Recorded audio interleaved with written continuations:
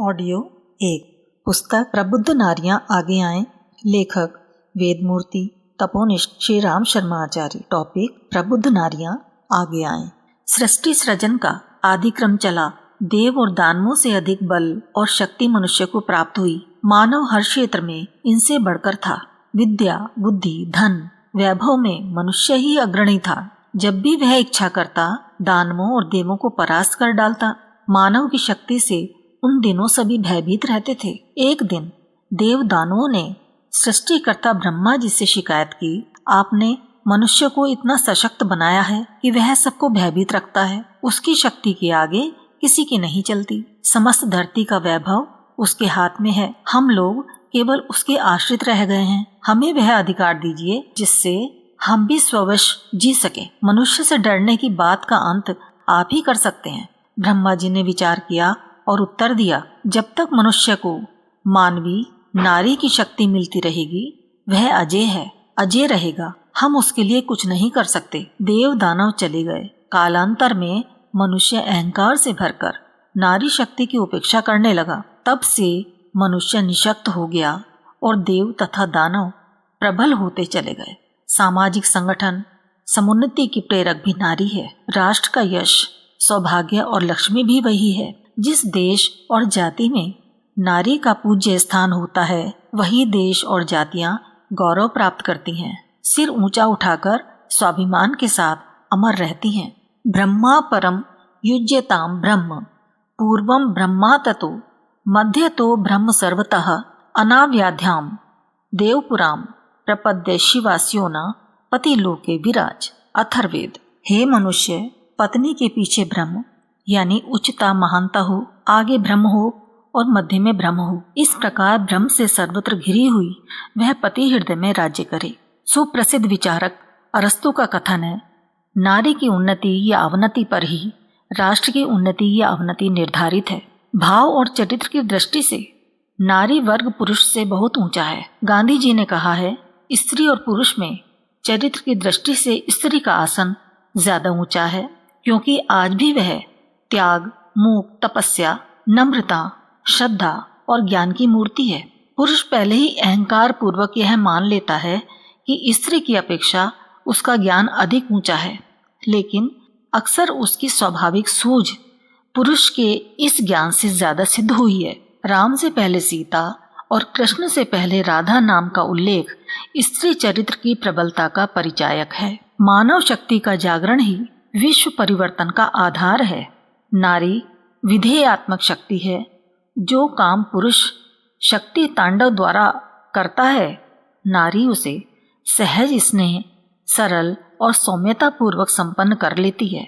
युग परिवर्तन का महत्वपूर्ण प्रयोजन पूर्ण करने के लिए उसी को जगाना चाहिए, उसी को बढ़ाना चाहिए और विश्व शांति के उपयुक्त वातावरण बनाने की उसी से याचना करनी चाहिए। नारी तत्व को प्रतिष्ठित पूजित किए बिना हमारा उद्धार नहीं हो सकता। आज अपने देश में अगणित समस्याएं पग पग पर छाई हुई हैं। उन्हें सुलझाने में देश की नारियां महत्वपूर्ण योगदान दे सकती हैं। वस्तुतः किसी भी उत्थान का हेतु वहां की महिलाओं की त्याग और तपश्चर्या ही होती है। नारी देवत्व की मूर्तिमान प्रतिमा है। नारी की अपनी विशेषता है उसकी आध्यात्मिक प्रवृत्ति। बेटी, बहन, धर्मपत्नी और माता के रूप में वे परिवार के लिए जिस प्रकार उदात्त आदर्शों से भरा पूरा जीवन यापन करती हैं। नारी देवत्व की मूर्तिमान प्रतिमा है। नारी की अपनी विशेषता है उसकी आध्यात्मिक प्रवृत्ति। बेटी, बहन, धर्मपत्नी और माता के रूप में वे परिवार के लिए जिस प्रकार उदात्त आदर्शों से भरा पूरा जीवन यापन करती हैं, उसे देखते हुए यह कहा जा सकता है कि पुरुषार्थ प्रधान नर अपनी जगह ठीक है, पर आत्मिक संपदा की दृष्टि से वह नारी से पीछे ही रहेगा। नारी को प्रजनन का उत्तरदायित्व उठाने के कारण शारीरिक दृष्टि से थोड़ा दुर्बल भले ही रहना पड़ा हो, पर आत्मिक अनुभूतियों की बहुलता को देखते हुए वही ईश्वरीय दिव्य अनुकंपा की अधिक अधिकारिणी बनी है। अगले दिनों द्रुत गति से बढ़ता आ रहा नवयुग निश्चित रूप से आध्यात्मिक मान्यताओं से भरा पूरा होगा। मनुष्यों का चिंतन, दृष्टिकोण उसी स्तर का होगा। व्यवस्थाएं और मान्यताएं उसी ढांचे में ढलेंगी। जनसाधारण की गतिविधियां उसी दिशा में उन्मुख होंगी। शासन तंत्र, धर्म तंत्र, समाज तंत्र और अर्थतंत्र का सारा कलेवर उसी स्तर का पुनर्निर्मित होगा। ऐसी स्थिति में नारी को हर क्षेत्र में विशेष भूमिकाएं निभानी पड़ेंगी, विशेष उत्तरदायित्व संभालने पड़ेंगे। कारण कि आध्यात्म की विभूतियां जन्मजात रूप में उसी को अधिक परिमाण में उपलब्ध हुई हैं। नवयुग का नेतृत्व नारियां ही करेंगी, परंतु उससे पूर्व अपनी पात्रता सिद्ध करनी है, अपनी शक्ति सामर्थ्यों का परिचय देना है। मजबूत कंधे ही भार वहन करने में समर्थ हो सकते हैं। टॉपिक: नारी जागरण की आवश्यकता। नारी की अपनी एक गरिमा है, वह पुरुष की जननी है।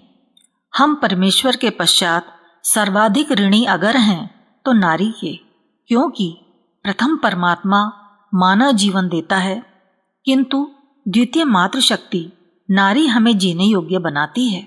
नारी स्नेह और सौजन्य की देवी है, वह पुरुष की निर्मात्री है। किसी राष्ट्र का उत्थान नारी जाति के उत्थान से ही होता है।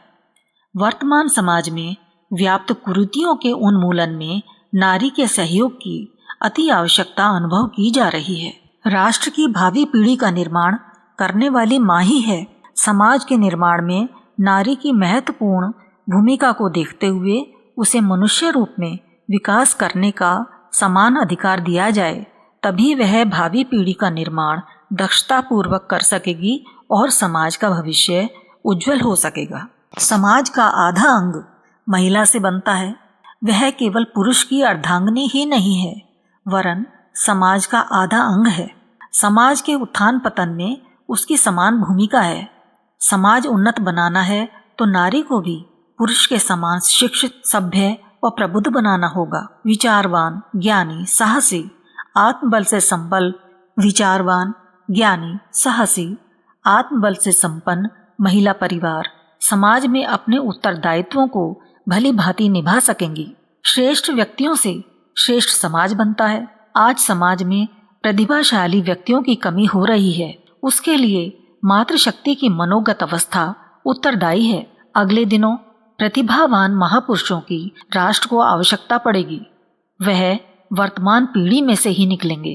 अतः मातृशक्ति को जागृत, सक्षम, आत्मबल से संपन्न और योग्य बनाने से ही वह सहयोग मिलेगा। श्रेष्ठ व्यक्तियों से श्रेष्ठ समाज बनता है। आज समाज में प्रतिभाशाली व्यक्तियों की कमी हो रही है। उसके लिए मातृशक्ति की मनोगत अवस्था उत्तरदायी है। अगले दिनों प्रतिभावान महापुरुषों की राष्ट्र को आवश्यकता पड़ेगी। वह वर्तमान पीढ़ी में से ही निकलेंगे। अतः मातृशक्ति को जागृत, सक्षम, आत्मबल से संपन्न और योग्य बनाने से ही वह सहयोग मिलेगा। नारी परिवार की सूत्र संचालिका है। माता, पत्नी, बहन, बेटी के रूप में वही गृह लक्ष्मी समाज को नररत्न देती है। समाज को स्वर्ग में बदलना नारी के हाथ में है। सृष्टि ईश्वर ने बनाई है, परंतु नारी परिवार को स्वर्ग बनाती है तथा देव मानव अपने उदर से उगाती है।